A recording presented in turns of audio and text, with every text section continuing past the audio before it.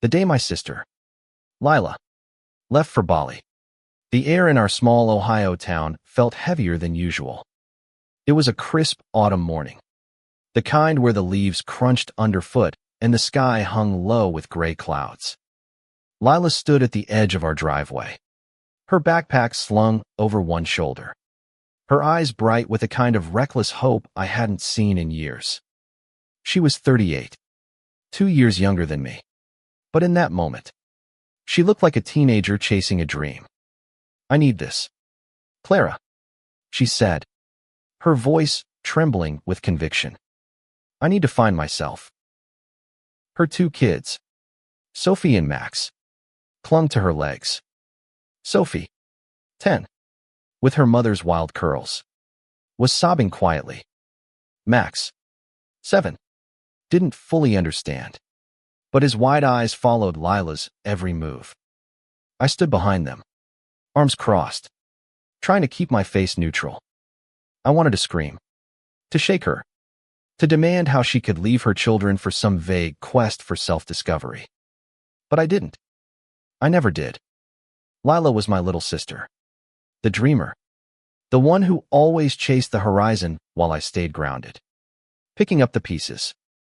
"I'll be back soon," Lila promised, kneeling to hug her kids. "Aunt Clara will take care of you. It's just for a little while." Sophie buried her face in Lila's shoulder, and Max clutched a stuffed dinosaur, his tiny fingers white-knuckled. I nodded, swallowing the lump in my throat. What else could I do? She was their mother, and I was just the sister who never said no. That was 3 years ago. 3 years of raising Sophie and Max as if they were my own. 3 years of school lunches, bedtime stories, and parent-teacher conferences. 3 years of waiting for Lila to come back, to call, to send more than a postcard with vague promises scrawled in her loopy handwriting. Still finding my path. One read, "Bali is magic," said another. Each one felt like a slap, a reminder that she was living her adventure while I was here, stitching together a life for her children. I was 41 when Lila left, single, childless, and working as a librarian. My life had been quiet. Predictable books, routine, the occasional coffee with friends. I liked it that way. But when Sophie and Max moved into my small 2-bedroom house, everything changed. The living room became a chaos of toys and crayons. My evenings, once spent reading, were now filled with helping Sophie with math homework or coaxing Max to eat his vegetables. I wasn't their mother, but I became something closure stand-in, a placeholder, a woman trying to fill shoes that didn't quite fit. Sophie was the harder one to reach. She was old enough to feel the sting of her mother's absence, to carry the weight of abandonment. She'd sit at the kitchen table, staring at her homework, her jaw tight. "Why doesn't Mom call?" she'd ask, her voice small but sharp. I'd fumble for answers, saying things like, "She's figuring things out," or "She loves you. She's just lost." But the truth was, I didn't know why Lila hadn't called. I didn't know why she'd chosen a far-off island over her own children. All I knew was that Sophie's anger was growing, and I wasn't sure how to fix it. Max, on the other hand, was easier. He was young enough to adapt, to accept my hugs and bedtime stories as a kind of normal. He'd ask for his mother sometimes, usually at night when the world felt too big. "Is Mommy coming back tomorrow?" he'd say, clutching his dinosaur. I'd kiss his forehead and say, "Soon, buddy," hating myself for the lie. But what else could I say? That their mother had vanished into a haze of incense and sunsets, chasing a version of herself she might never find. The days blurred into months, then years. I learned to braid Sophie's hair, to cheer at Max's soccer games, to navigate the endless questions about where their mother was. I got used to the pitying looks from other parents at school, the ones who whispered, "Poor Clara, taking on so much." I didn't feel like a hero. I felt like a woman drowning in responsibility, trying to keep two kids afloat while my own dreams off writing a novel. Of traveling, of finding love slipped further away. But there were moments of light. Like the time Sophie made me a card for Mother's Day. Her handwriting wobbly but earnest. You're not Mom, but you're ours. Or when Max fell asleep on my lap during a thunderstorm. His small body warm and trusting. Those moments kept me going, even when the weight of it all felt unbearable. I kept Lila's postcards in a shoebox under my bed, rereading them when the kids were asleep. Each one was a puzzle piece, a glimpse into a life I couldn't understand. She wrote about yoga retreats, about painting on beaches, about healing her soul. But there was never a return address, never a phone number, just words on paper, fleeting and untethered, like Lila herself. By the third year, I'd stopped hoping she'd come back.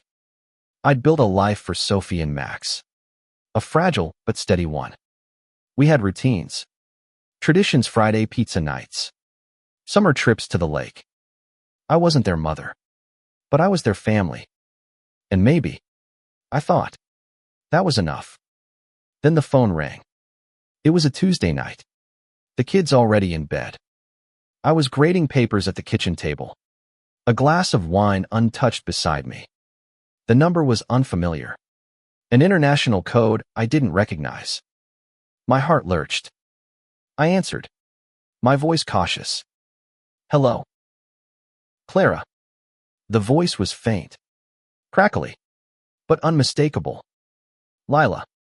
After 3 years of silence, there she was, calling from halfway across the world. It's me. My hands shook. I wanted to yell, to cry, to demand answers. But all I could say was, where are you?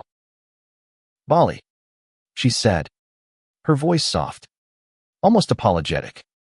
I need to talk to you. It's important. I gripped the phone, my mind racing. Sophie and Max were asleep upstairs, unaware that their mother's voice was echoing through the line. I didn't know what Lila wanted, or why she was calling now. But I knew one thing. Whatever she said next would change everything. Lila's voice crackled through the phone. A ghost from another life. I sat frozen at the kitchen table. The hum of the refrigerator, the only sound anchoring me to the present. Clara, I've made a mistake, she said, her words tumbling out in a rush. I thought I needed to find myself. But I think I lost more than I found. I wanted to laugh. A bitter, jagged sound. Lost more than she found. She'd lost her children, her family, me. But I bit my tongue, waiting. Lila always had a way of pulling me into her chaos, and I wasn't about to let her unravel me again. Not yet. I'm coming back, she said. I want to see Sophie and Max. I want to be their mom again. The words hit like a punch. I leaned back in my chair, my breath shallow. 3 years of silence. 3 years of me tucking her kids into bed, wiping their tears, answering their questions about why mommy wasn't here, and now she wanted to waltz back in. I glanced at the staircase, picturing Sophie's guarded eyes and Max's hopeful smile. What would this do to them? Why now? I asked, my voice sharper than I intended. You've been gone for years. Lila, what's changed? There was a pause, long enough that I thought the call had dropped. Then she spoke, her voice quieter, almost fragile. I met someone here, a teacher. He helped me see I've been running from myself, not toward anything. I miss my kids. Clara, I miss you. I closed my eyes, trying to process the flood of emotions: anger, relief, fear. Part of me wanted to believe her, to believe that my sister had finally found clarity. But another part, the part that had spent countless nights reassuring Sophie that she was enough, that had taught Max how to tie his shoes, didn't trust her. Not anymore. When are you coming back? I asked, keeping my tone even. Soon, she said. A few weeks. Maybe. I'm tying up some things here. But I need you to prepare the kids. Tell them I'm coming home. I wanted to say no. I wanted to tell her she didn't get to decide when she could reclaim her role as their mother. But I thought of Sophie, who still kept a photo of Lila by her bed, and Max, who sometimes whispered her name in his sleep. They deserved a chance to have their mother back, didn't they? Even if I wasn't sure I could forgive her. I'll talk to them, I said finally. But Lila, you can't just show up and expect everything to be the same. They've changed. I've changed. I know, she whispered. Thank you, Clara, for everything. The call ended, and I sat there, staring at the phone. The house was quiet, but my mind was a storm. How was I supposed to tell Sophie and Max that their mother was coming back? How was I supposed to prepare them for the possibility that she might break their hearts again? The next morning, I waited until breakfast to bring it up. Sophie was picking at her cereal, her headphones half on, while Max was drawing dinosaurs on a napkin. I took a deep breath, my hands wrapped around my coffee mug for courage. Guys, I said, I got a call last night. From your mom. Sophie's spoon froze midair. Max's crayon stopped moving. The silence was deafening. She's coming back, I continued, watching their faces. She wants to see you. Sophie's eyes narrowed, her lips pressing into a thin line. Why? She asked, her voice hard. She didn't want us before. I winced. She says she misses you. She's been figuring things out, but she wants to be here now.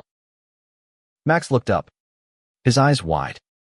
Is she bringing me a present from Bali? He asked, his voice hopeful. I forced a smile. Maybe. Buddy. We'll see. Sophie pushed her bowl away and stood. I don't care, she said, but her trembling hands betrayed her. She can't just come back and act like nothing happened. She stormed upstairs, slamming her bedroom door. Max looked at me, confused. Is Sophie mad at Mommy? I pulled him into a hug, my heart aching. She's just feeling a lot right now, I said. We all are.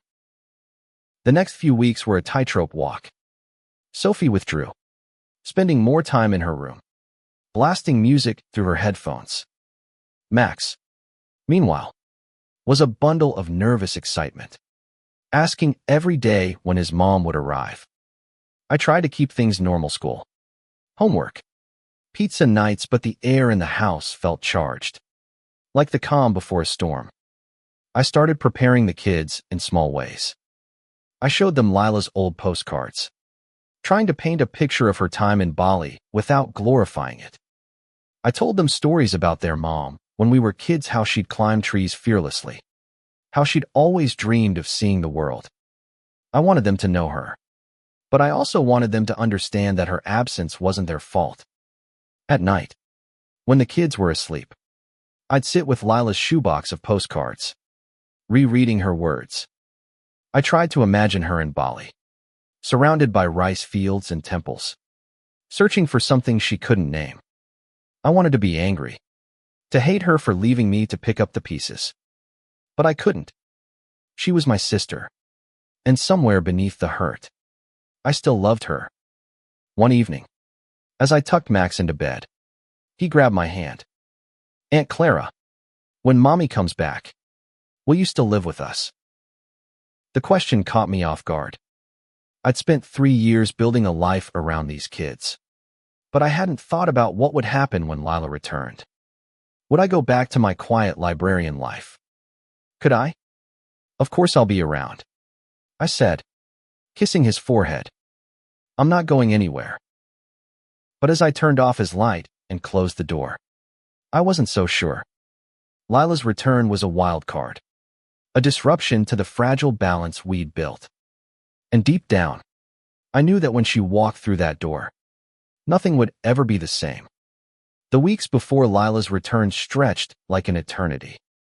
Every day felt like a balancing act, trying to keep Sophie and Max steady while my own emotions churned. Sophie's anger was a quiet fire, burning in her sharp glances and curt responses.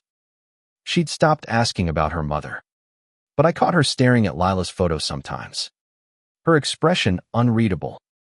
Max, on the other hand, was a whirlwind of anticipation, drawing pictures of airplanes and palm trees, convinced his mom would bring him stories of adventure. I threw myself into keeping things normal. I helped Sophie with her science project, a model of the solar system that took over our dining room table. I cheered at Max's soccer practice, clapping louder than anyone when he scored his first goal. But at night, when the house was quiet, I'd lie awake, wondering what Lila's return would mean. Would she sweep in and reclaim her place, leaving me on the sidelines? Would the kids even need me anymore? One afternoon, while Max was at a playdate and Sophie was at school, I sat down with Lila's postcards again. I spread them across the kitchen table, trying to piece together the woman my sister had become. The early cards were full of excitement descriptions of sunsets, markets, the sound of waves. But the later ones were different, more introspective. I thought I'd find answers here. One read, "But all I have are more questions." For the first time, I felt a pang of sympathy. Maybe Lila hadn't abandoned her kids out of selfishness. Maybe she'd been lost, too. I decided to call her. I needed to know more before she showed up, before I handed her children back to her. Using the number from her last call, I dialed, my heart pounding. It rang 3 times before she answered. Clara. Her voice was clearer this time, less crackly. Is everything okay? I need to know what you're planning, I said, cutting to the chase. You can't just show up and expect Sophie and Max to fall into your arms. They've been through too much. There was a long pause. I know, she said finally. I've been talking to my teacher here, Guru Wayan. He's helped me see how much I hurt them. I want to make it right. Clara, I want to be their mother again. And what about me? The words slipped out before I could stop them. I've been their mother for 3 years. What happens to me when you come back? Oh, Clara, she said, her voice breaking. I never meant for you to carry this alone. I thought I'd be back sooner. I thought I'd be whole. I swallowed hard, my anger softening. Just be honest with me. Lila, are you really ready for this? Because those kids can't handle you leaving again. I'm ready, she said, her voice firm. I'm coming back in 2 weeks. I've booked a flight. 2 weeks. The timeline felt both too soon and too far away. I hung up, my mind racing. I had to prepare the kids, but I also had to prepare myself. For 3 years, I'd been their anchor.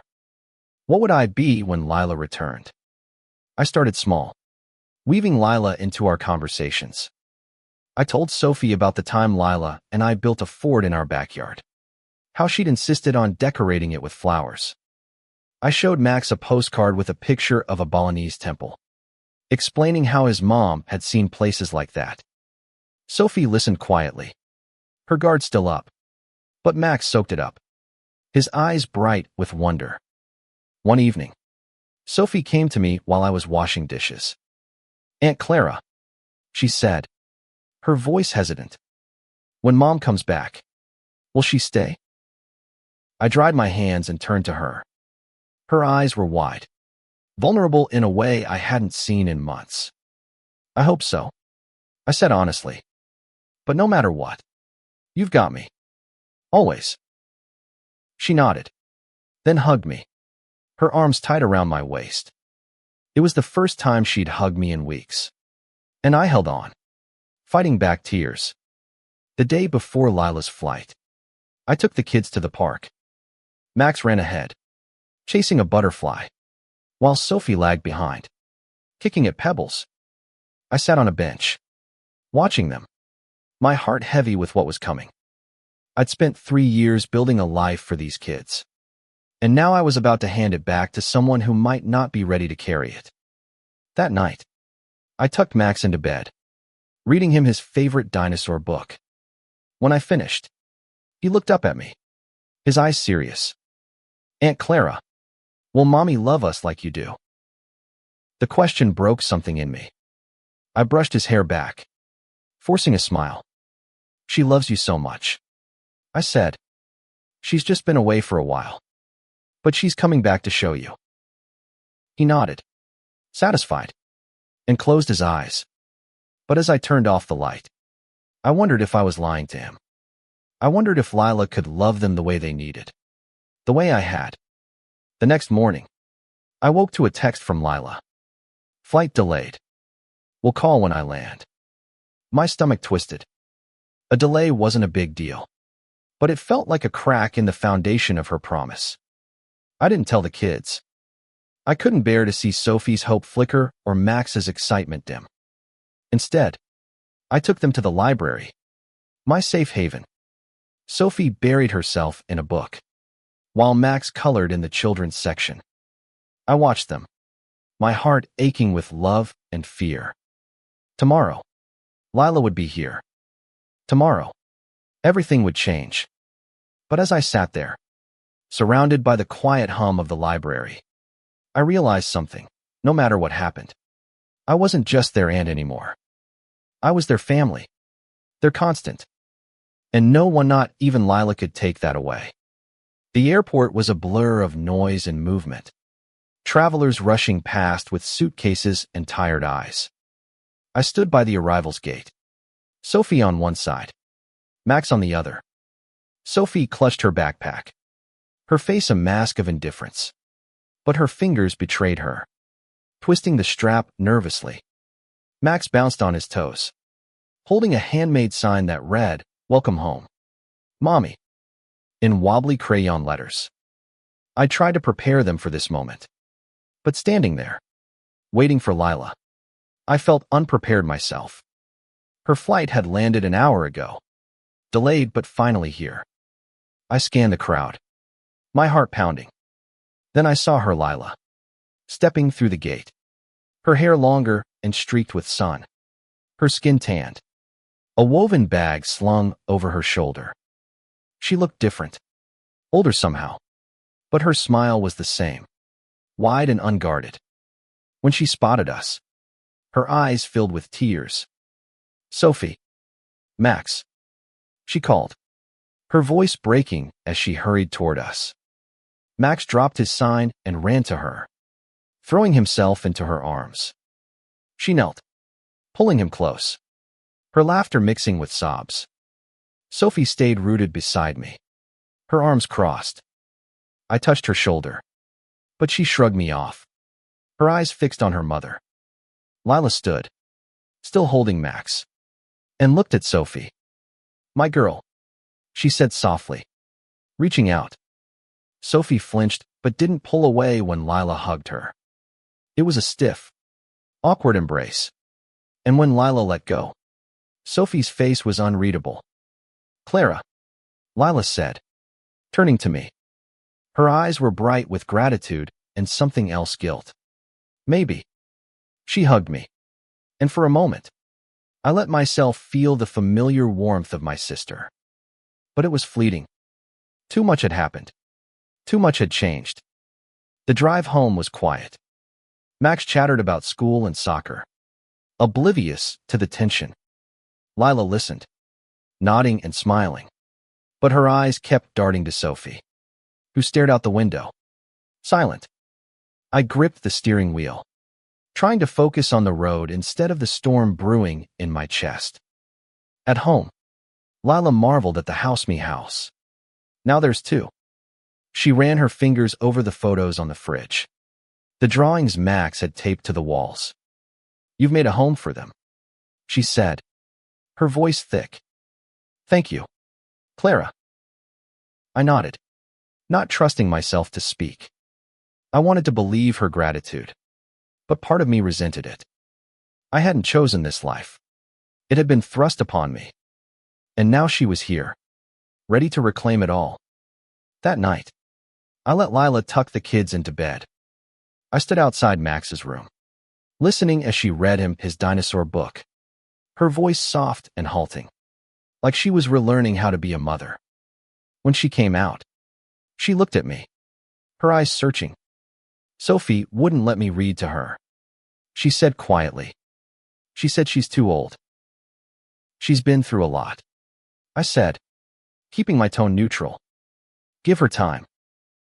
Lila nodded, but I could see the hurt in her eyes. I don't know how to do this, Clara, she admitted.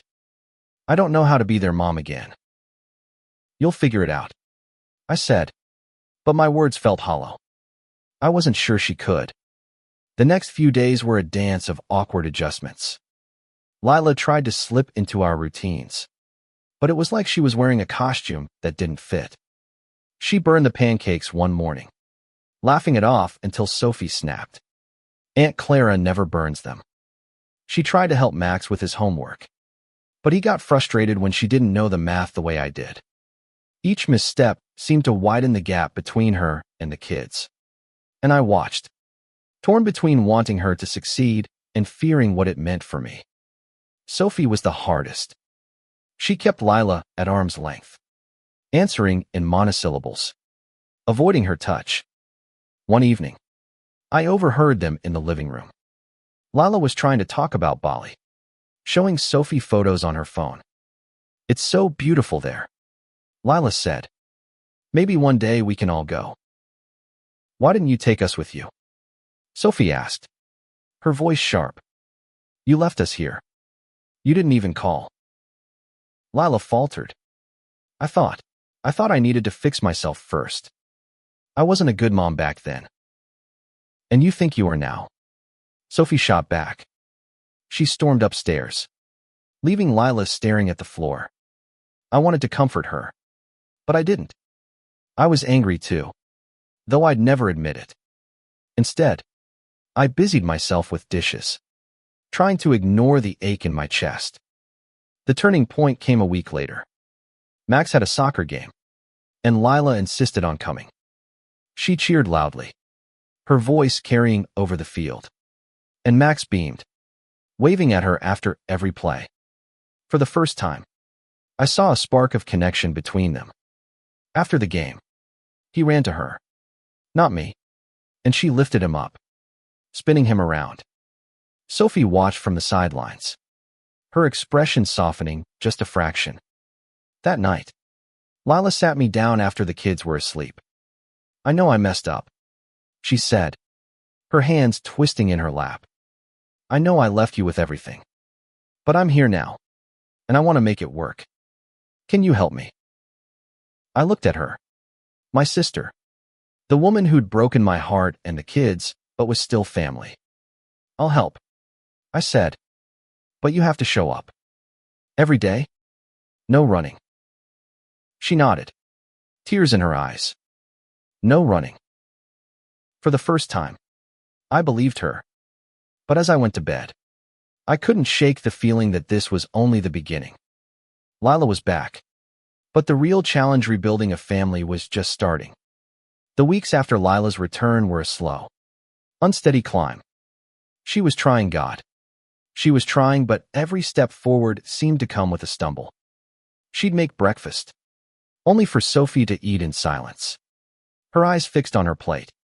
She'd play soccer with Max in the backyard, but he'd still come to me when he scraped his knee. I watched it all, caught between hope and doubt, wondering if we could ever stitch this fractured family back together. Lila threw herself into the role of mother with a kind of desperate energy.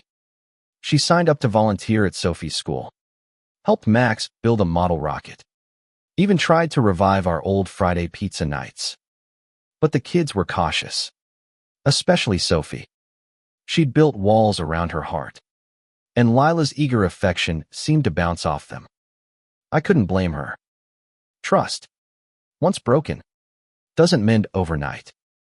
One afternoon, Lila found me in the kitchen, chopping vegetables for dinner. Clara, she said, her voice low. Am I doing this wrong? Sophie barely looks at me. And Max, he loves me. But he still runs to you. I set down the knife, wiping my hands on a towel. They're scared, I said. They're waiting to see if you'll leave again. Her face crumpled. And for a moment, I saw the sister I'd grown up with, vulnerable, unsure. The girl who'd always looked to me for answers. I won't, she said. I swear I won't. Then show them, I said. Not with words. With time. She nodded, and I saw a flicker of determination in her eyes. Over the next few days, she started small. She asked Sophie about her favorite books, listening quietly as Sophie talked about fantasy novels. She sat with Max while he drew, praising his dinosaurs without trying to take over. She didn't push, didn't force her way in. She was learning to be present.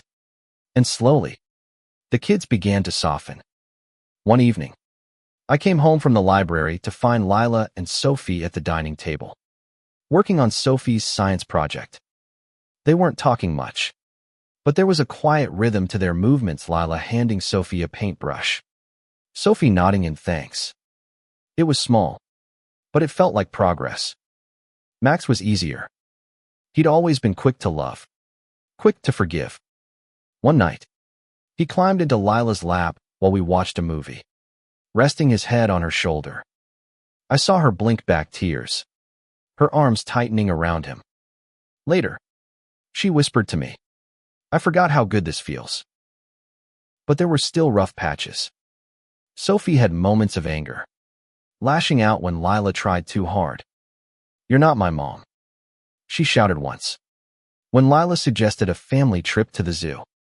The words hung in the air, and Lila's face went pale. I stepped in, guiding Sophie to her room, giving them both space. Later, Lila found me, her eyes red. I deserve that, she said, but it still hurts. You're doing better than you think, I told her. She's testing you.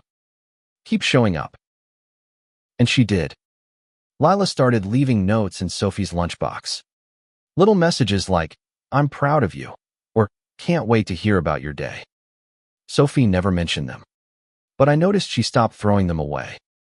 One day, I caught her tucking one into her backpack, her fingers lingering on the paper.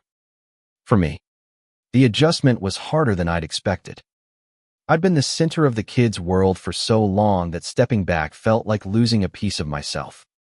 I'd catch myself reaching for Max's hand at the park, only to see him already holding Lila's. I'd start to help Sophie with her homework, then realize Lila had already done it. I was grateful, but it stung, like letting go of something I hadn't realized I'd claimed. One night, after the kids were asleep, Lila and I sat on the porch, sharing a bottle of wine.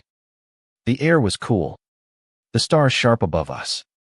Clara, she said, her voice soft. I don't know how to thank you. You gave my kids a home when I couldn't. I looked at her, the moonlight catching the lines on her face.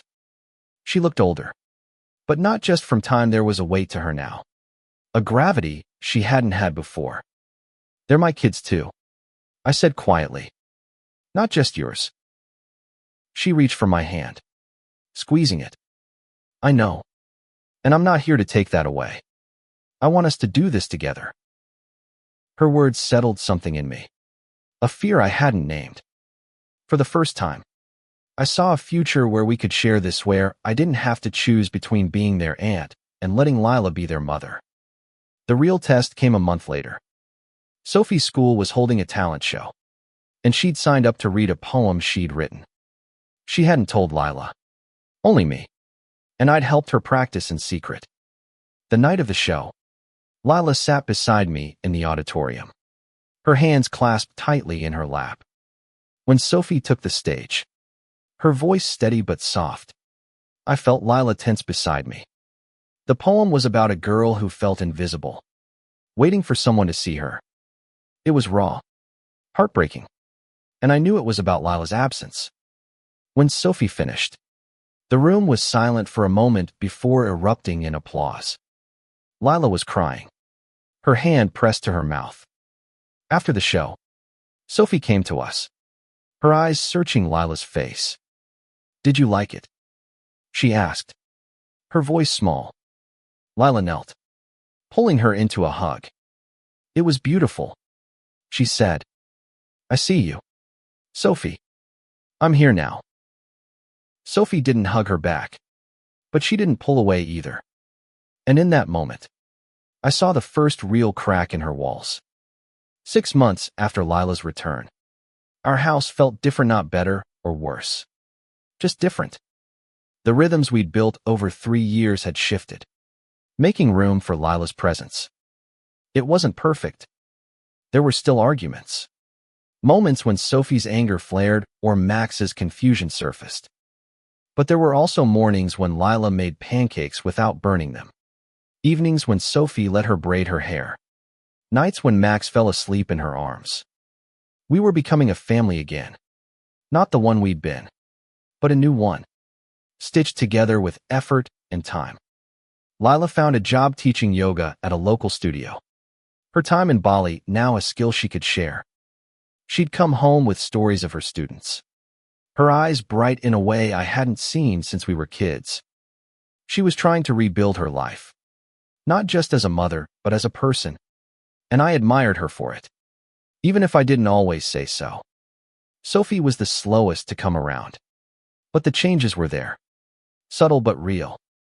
She started talking to Lila about school, sharing small details, a funny thing her friend said, a book she loved. One day, I found them in the kitchen, laughing over a batch of misshapen cookies. It was the first time I'd heard Sophie laugh with her mother, and it felt like a small miracle. Max was thriving. He'd always been resilient, but now he had both of us, Lila's adventurous spirit and my steady presence. He'd drag Lila to the park to hunt for bugs, then curl up with me for bedtime stories. He called us Team Awesome, and the name stuck. A silly reminder that we were all in this together. For me, the hardest part was letting go. I'd spent 3 years being everything to these kids, and now I had to share that role. It wasn't easy. There were moments when I felt like an outsider in my own home, watching Lila step into the space I'd carved out. But there were also moments when I saw how much the kids needed her spontaneity, her warmth, the parts of her I could never replicate. And slowly, I realized that letting her in didn't mean losing them. One spring afternoon, we took a trip to the lake, a tradition I'd started with the kids during Lila's absence. Lila packed a picnic, and we spread a blanket under a willow tree, the water sparkling in the sunlight. Max ran to the shore, tossing pebbles, while Sophie sat with her sketchbook, drawing the scene. Lila and I leaned back, watching them, the silence between us comfortable for the first time in years. I was so scared to come back, Lila admitted, her voice soft. "I thought you'd all hate me." "We didn't hate you," I said. "We just missed you." She looked at me, her eyes glistening. "I don't know how to make up for what I did, but I'm trying. Clara, every day." "I know," I said, and I meant it. I could see it in the way she showed up, in the way she listened to Sophie, in the way she held Max's hand. She wasn't perfect, but she was here. As we packed up to leave, Sophie came over, her sketchbook open. "I drew this for you," she said, handing it to Lila. It was a picture of the 4 of us, Lila, Sophie, Max, and me standing by the lake, holding hands. The colors were bright, the lines confident, and in the corner, Sophie had written, "Team Awesome." Lila's breath caught, and she pulled Sophie into a hug. This time, Sophie hugged her back, her arms tight around her mother's neck. Max ran over, piling into the embrace, and I stood there, watching, my heart full.